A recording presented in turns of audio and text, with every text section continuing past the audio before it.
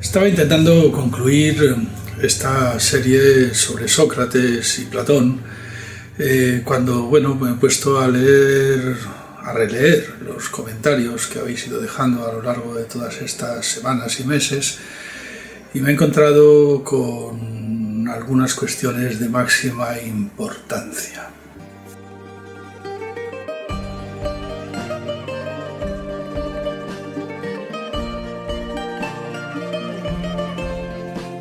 Hay algún asunto, sobre todo, que me interesa responder porque me interesa mucho, más bien, pensarlo, estudiarlo y reflexionarlo. De este modo, en primer lugar, creo que tengo que daros las gracias por los comentarios que me habéis dejado, tanto los que son muy elogiosos, que os agradezco muchísimo porque también uno necesita un poco de ánimos para poder persistir en su interpretación de lo que está contando, como los que me habéis hecho críticas que en ocasiones efectivamente me han hecho reflexionar muy profundamente. Alguna metedura de pata que cometí en algunos, como por ejemplo hablar de rima en Homero, que alguien me comentó que eso estaba mal, y efectivamente estaba mal. Y efectivamente tuve que darle la razón. En Homero no hay rima, hay ritmo, por supuesto, hay verso, hay versificación, hay todas estas cosas de las que estuvimos hablando en su momento, pero rima no hay.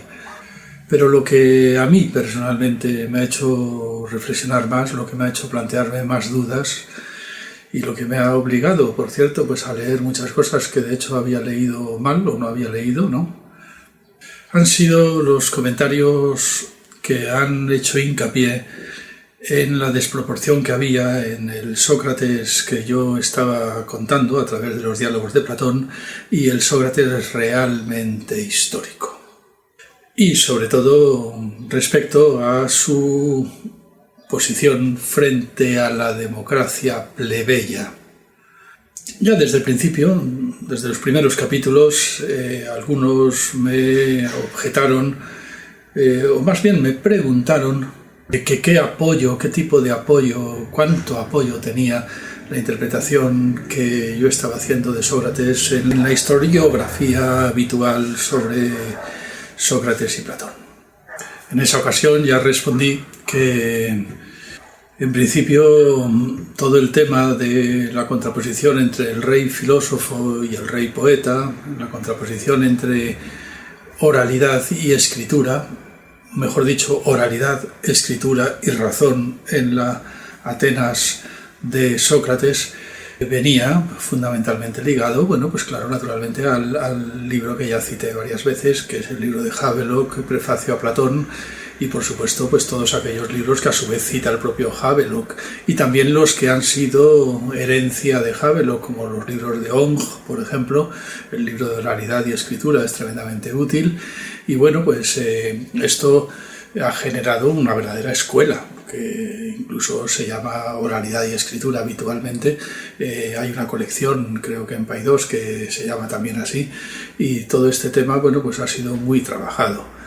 Pero no es esto lo que especialmente me preocupa en esta ocasión. Las objeciones que verdaderamente me han impactado han sido las que provenían de aquellas personas que desde la izquierda consideraban a Sócrates y Platón efectivamente enemigos de la democracia.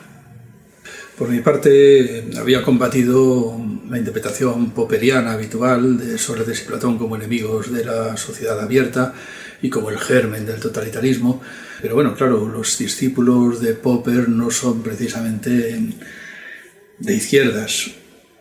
La herencia política de Popper, más bien habría que inscribirla en el liberalismo, en la historia del liberalismo.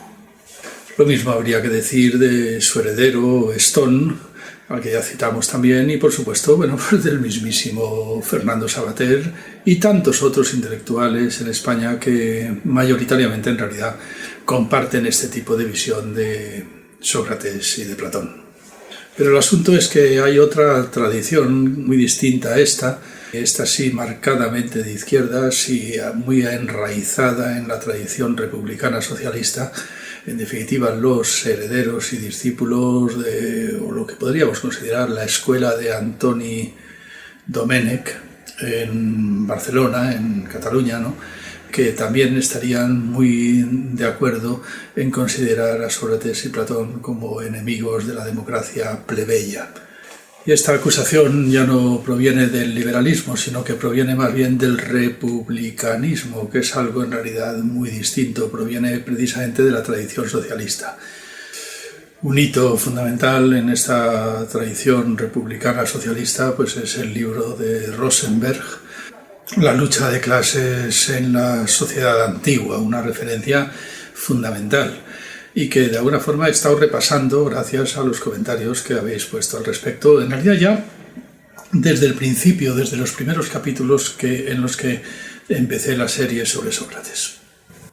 En definitiva, no es verdad que el Sócrates histórico, y mucho más aún el Platón histórico, y ya hablaremos también del Aristóteles histórico, eran enemigos de la democracia.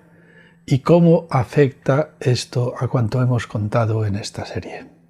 O si queréis plantearlo de otro modo, ¿hasta qué punto es incompatible la versión que nosotros hemos hecho aquí con la interpretación de Domènech, de la escuela de Domènech, de los discípulos de Domènech?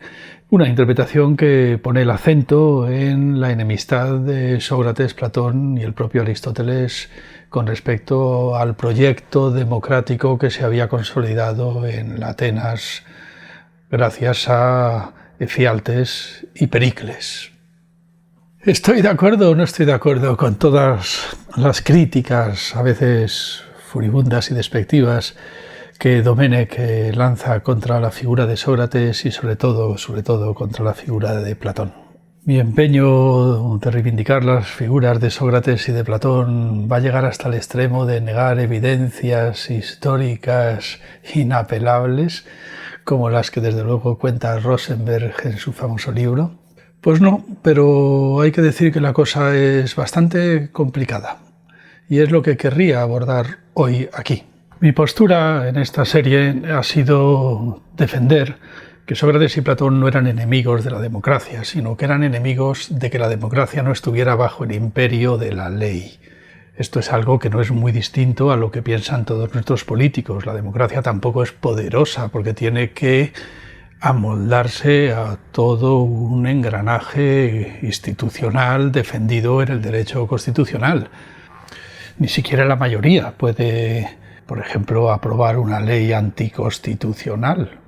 En este sentido, no es que Sócrates y Platón sean enemigos de la democracia, sino que lo que pasa es que son defensores del imperio de la ley, defensores del Estado de Derecho, podríamos decir, de la soberanía del poder legislativo sobre cualquier gobierno de los hombres, sobre cualquier gobierno de los hombres, ya sean tiranos o ya sean el pueblo entero, ya sea algo así como precisamente lo que llamamos el gobierno de los pobres libres, lo que llamamos la democracia.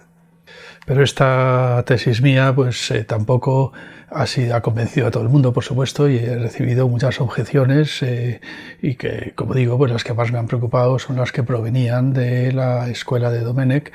Salva, por ejemplo, ha hecho varios comentarios al respecto, explicando cómo Sócrates y Platón no es que fueran enemigos de la democracia cuando la democracia pretende estar por encima de la ley, sino que se oponían a la democracia en sí, misma, porque sencillamente la democracia para ellos era el gobierno de los pobres, el gobierno del pueblo pobre.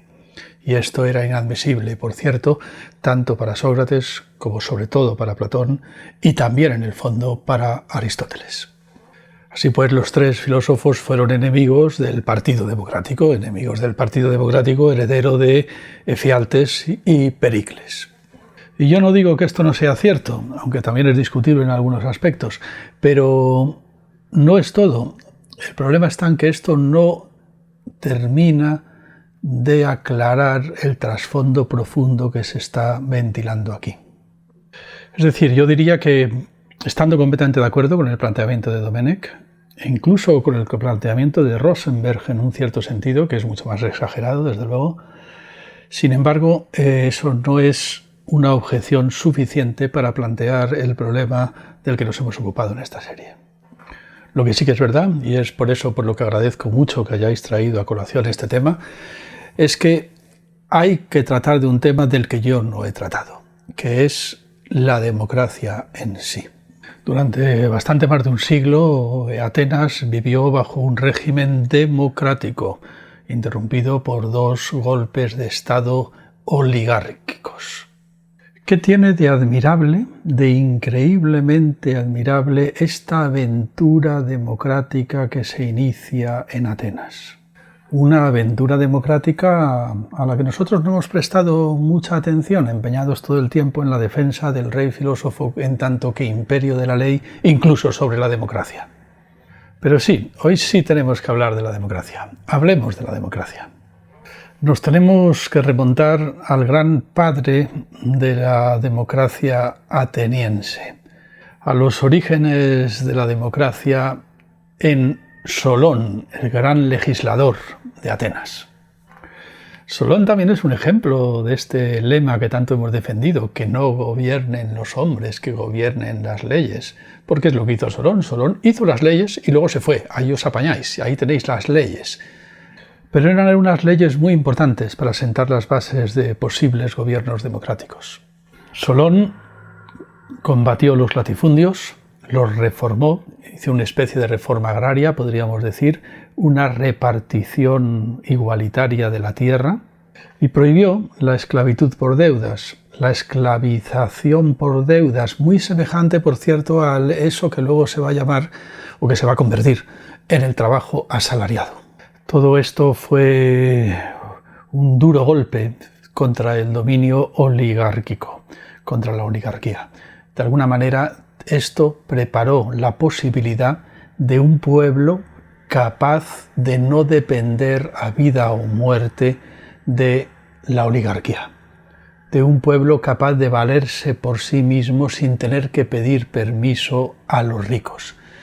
Se estaba preparando la posibilidad de un gobierno de los pobres, de un gobierno de los pobres libres, de un gobierno de una muchedumbre de pobres, de una, en definitiva, democracia, de un gobierno del demos, del pueblo pobre. Pero los grandes representantes del Partido Democrático ateniense pues fueron Efialtes y Pericles. Efialtes, de hecho, fue un firme defensor de la democracia plebeya y finalmente fue asesinado por los oligarcas, heredando su papel Pericles, que finalmente consiguió gobernar durante la etapa democrática más floreciente de Atenas. La gran objeción que se ponía siempre a la democracia por parte de la oligarquía en Atenas es una objeción que de hecho recoge perfectamente ordenada y razonada en su política pues Aristóteles. Es que los pobres no tienen tiempo libre, no tienen ocio, están tan metidos en su trabajo, por tanto, están tan metidos en su vida privada, en su economía privada, que no tienen tiempo libre para dedicar a la política. Y además, los griegos están muy convencidos, eso en general, de que sin tiempo libre no hay virtud, con lo cual se puede decir que en la vida privada nunca es un buen acicate para la virtud. Y el pobre está siempre, de alguna manera, demasiado metido en la vida privada como para entender siquiera lo que puede ser la virtud ciudadana. Como dice Platón en algún sitio, el saber ponerse con elegancia la túnica de un hombre libre. Domenech, en el Eclipse de la Fraternidad, cuenta muy bien cómo hace Aristóteles piruetas para seguir defendiendo esta cierta estupidez o esta cierta vileza, Esta cierta vileza. Sí, porque esta objeción a la democracia por parte de Aristóteles y por supuesto por parte de toda la oligarquía había sido ya respondida prácticamente, había sido ya implementada, había sido puesta fuera de juego sencillamente con lo que hoy llamaríamos una especie de salario público, una especie de renta básica, ¿no?, que recibían los pobres si se dedicaban a la política. De hecho, Aristóteles llega prácticamente a contradecirse porque llega a decir que este salario público hace que los pobres acaben por tener más tiempo libre incluso que los ricos, Porque los ricos siempre tienen muchas preocupaciones, tienen muchas propiedades, tienen muchas cosas de las que ocuparse, tienen muchos negocios en juego y claro, pues al fin y al cabo, pues finalmente acaban dedicándose a sus cosas y abandonando la esfera política. Mientras tanto, la democracia permite que los pobres libres, los pobres que pueden, gracias a este salario, ocuparse de la política, se dediquen plenamente a ello. Como esta situación le parece a Aristóteles enteramente lamentable, llega a proponer que, por supuesto, muy sencillo, que se elimine el puto salario público y que los pobres dejen de tener, por tanto, tiempo libre para la política y que al mismo tiempo se pongan multas a los ricos que ya no quieren dedicarse a la política porque tienen cosas mejores que hacer. Sí, en cierta forma esto es un razonamiento de un hijo de puta, claro, o sea, naturalmente, y seguramente pues Platón lo era todavía mucho más, y vete a saber qué se le pasaría por la cabeza a Platón. Bueno, ya lo vamos a intentar comentar un poco, ¿no? Es un tema de lo más interesante que, por supuesto, pues la escuela de Domenech pues trata a la perfección. En cuanto al libro de Rosenberg, La lucha de clases en la sociedad antigua, bueno, pues es muy radical. Él prácticamente te cuenta la democracia ateniense como si fuera algo así como la dictadura del proletariado, la dictadura de los pobres libres sobre las clases dominantes, sobre la oligarquía. Es verdad que hubo 2 golpes de Estado oligárquicos que intentaron remediar la situación, pero la cosa estaba montada de tal manera que efectivamente la democracia consistió en resistir durante 140 años. Así pues, parece que el propio Aristóteles, no digamos ya el propio Platón, y bueno, la postura de Sócrates puede ser más complicada, puesto que no deja cosas escritas, estaban en contra de la democracia. No eran precisamente demócratas, eso es verdad, no eran demócratas.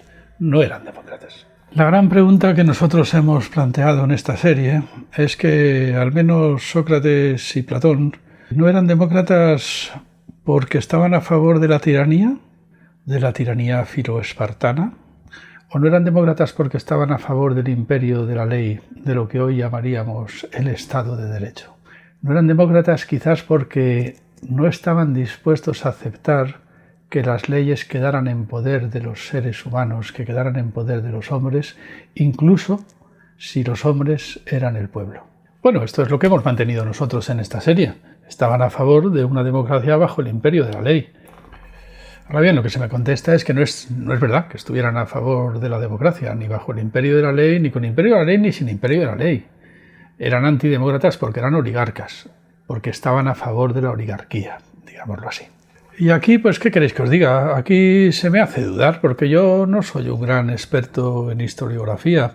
Lo es, por ejemplo, Luciano Canfora, al que he leído bastante, y bueno, pues no me parece haber encontrado en él nada que contradiga especialmente el punto de vista que he intentado explicar. Pero en cualquier caso quiero sentar para empezar, solamente para empezar, lo siguiente. En primer lugar, tampoco me fío mucho de eso de el Sócrates histórico, el Platón histórico, el Aristóteles histórico.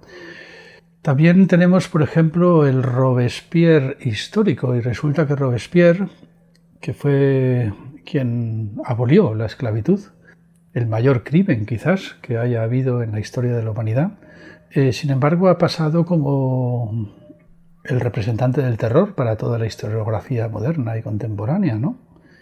Los que le guillotinaron, los girondinos, han pasado como moderados, pese a que, por ejemplo, lo primero que hicieron fue restaurar la esclavitud y, por cierto, declarar una ley marcial para poder liberalizar el precio del trigo.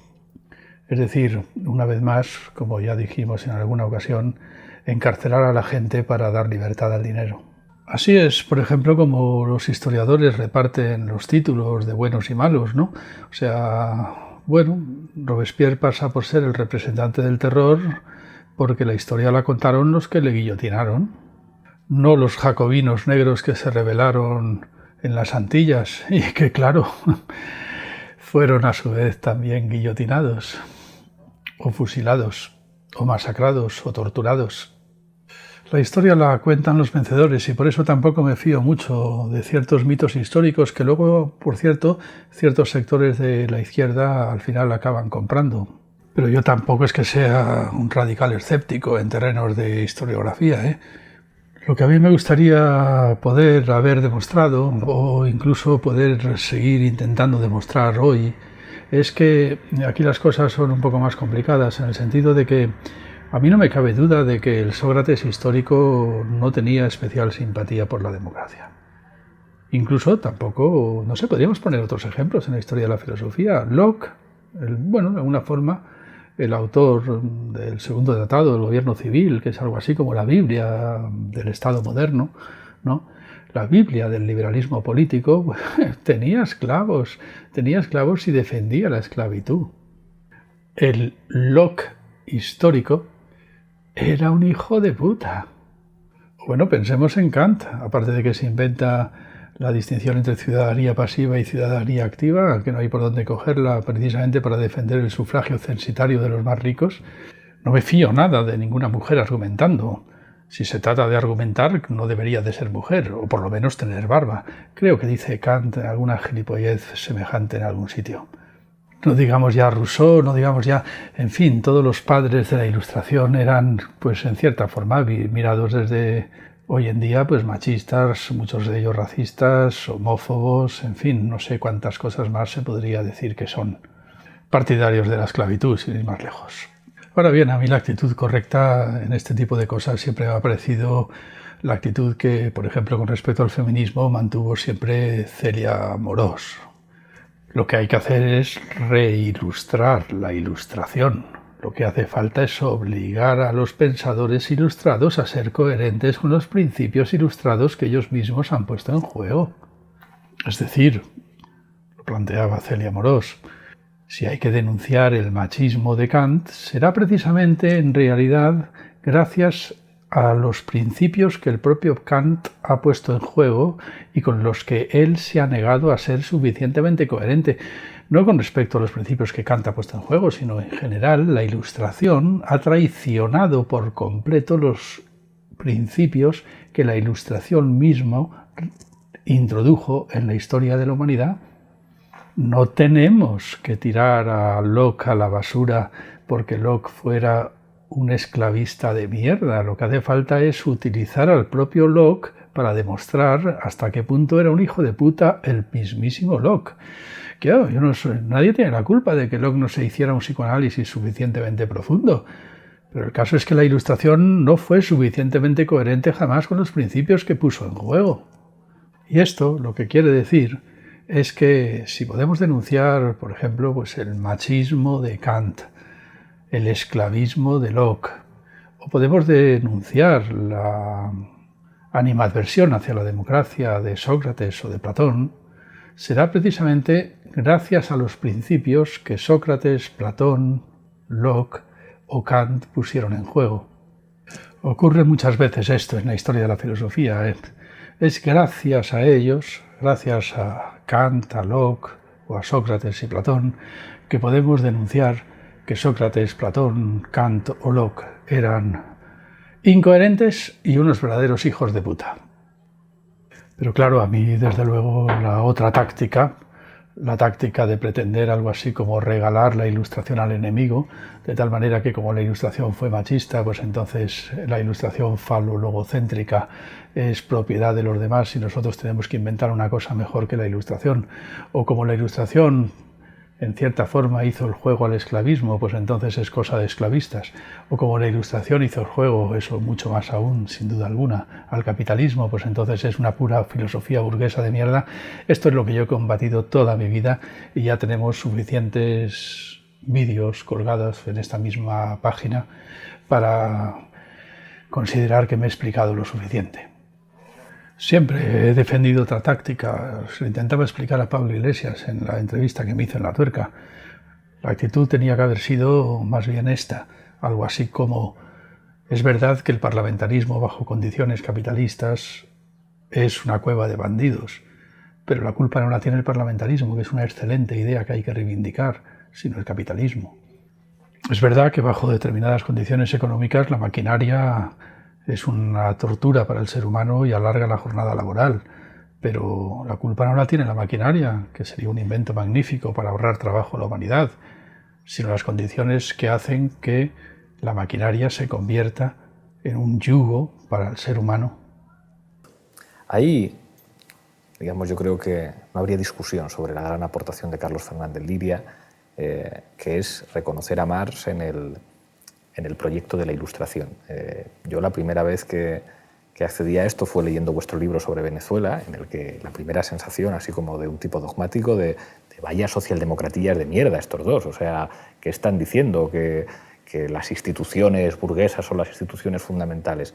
Y de alguna manera yo creo que es una de las aportaciones más valiosas que después sale aquí, en defensa del populismo, que después iremos sobre ese libro, en el prólogo de Luis, y después yo creo que la idea se desarrolla de una manera muy sugerente. Ahora después te preguntaré algunas cosas de este libro que me estoy leyendo ahora, además.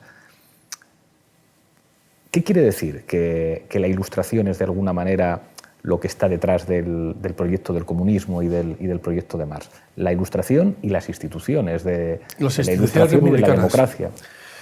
Pues quiere decir lo que vosotros llamáis ahora la centralidad del tablero. O sea, que Marx sí que luchó por la centralidad del tablero. No por el centro político, sino por la centralidad del tablero. O sea, lo que no puedes hacer es regalar al enemigo todo aquello que es digno de ser respetado y de ser defendido, que es lo que inexplicablemente hizo la tradición marxista. La tradición marxista se dedicó paso a paso y de una forma verdaderamente suicida a ir regalando al enemigo todo aquello que merecía la pena defender. O sea, no sé. Mira, hay un texto de Marx que dice: un negro es un negro. Es muy famoso. Solo bajo determinadas condiciones es un esclavo. Una máquina de hilar es una máquina de hilar. En tanto que máquina de hilar ahorra trabajo a la humanidad. Solamente bajo determinadas condiciones se convierte en capital y alarga la jornada laboral. La tradición marxista debería haber seguido tirando de ese texto y haber dicho, por ejemplo, pues no sé, un parlamento es un parlamento. Solamente bajo determinadas condiciones se convierte en una cueva de bandidos. No sé. Un orden constitucional es un orden constitucional y es una muy buena idea. Solamente bajo determinadas condiciones económicas se convierte en un papel mojado. No sé, un tribunal de justicia es un tribunal de justicia. Solo bajo determinadas condiciones se convierte en una herramienta por la cual los ricos meten en la cárcel a los pobres, ¿no? Entonces lo que había que hacer era defender los tribunales de justicia contra esas condiciones y no tener ocurrencias insólitas, como por ejemplo la que tiene Foucault, diciendo que hace falta superar la forma tribunal e incluso hay que superar la diferencia inocente-culpable. Genial idea. ¿Y entonces qué hacemos cuando superamos la diferencia inocente-culpable? Y Foucault contesta: ya se nos ocurrirá algo. Pues mira, no. Por este procedimiento, la tradición marxista lo que hizo fue, le regalaba al enemigo a Kant, a Locke, a Rousseau, a Montesquieu, a Voltaire, a toda la Ilustración. Y nosotros nos quedábamos con Mao Zedong, Stalin y con Tony Negri en último extremo. Pues no, es un negocio ruinoso, ruinoso. Defender la centralidad del tablero en ese sentido, defender la Ilustración, es decir, vamos a ver si lo que hace falta es salvar la Ilustración del capitalismo. Es verdad que el liberalismo político de Locke fue compatible con una defensa de la esclavitud, pero eso no puede hacernos regalar al enemigo el liberalismo político.